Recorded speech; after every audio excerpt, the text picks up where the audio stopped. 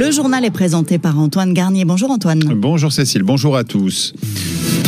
Une stèle installée face à l'océan à Saint-Paul pour ne jamais oublier qu'entre 1962 et 1984, plus de 2000 enfants de la Réunion ont été emmenés de force pour repeupler des départements de l'Hexagone. À Saint-Paul, face à la mer, une stèle rend désormais hommage aux enfants de la Creuse. C'est plus de 2000 marmailles arrachées à leur île natale par l'État français pour repeupler des départements de l'Hexagone en proie à l'exode rural. Ça s'est passé entre 1962 et 1984, signé par l'artiste Nelson Boyer. La stèle a été inaugurée hier dans le cadre des célébrations de la Journée internationale des droits de l'enfant. Recueillement et devoir de mémoire étaient les maîtres mots durant la cérémonie pour que cela ne se reproduise plus jamais. Cynthia Véron.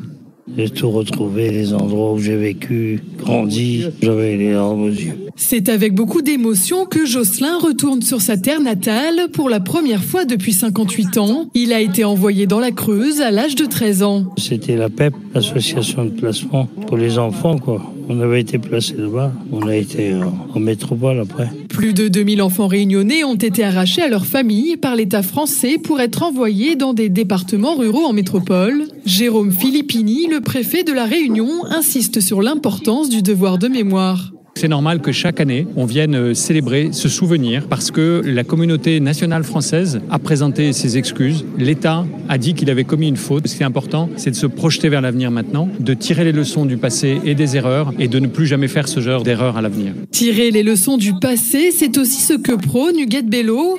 La présidente de région affirme que la Réunion doit se souvenir. Ils ont connu la souffrance, le racisme, la séparation. Jusqu'à aujourd'hui, ce chagrin est là. Et on peut voir encore la douleur de ces personnes qui n'ont pas connu leurs parents, qui cherchent leur famille. Un bureau des migrations a été mis en place par Michel Debré. Le député de la Réunion à l'époque s'inquiétait de la surpopulation sur l'île, d'où l'exil forcé des enfants réunionnais. Cynthia Véron.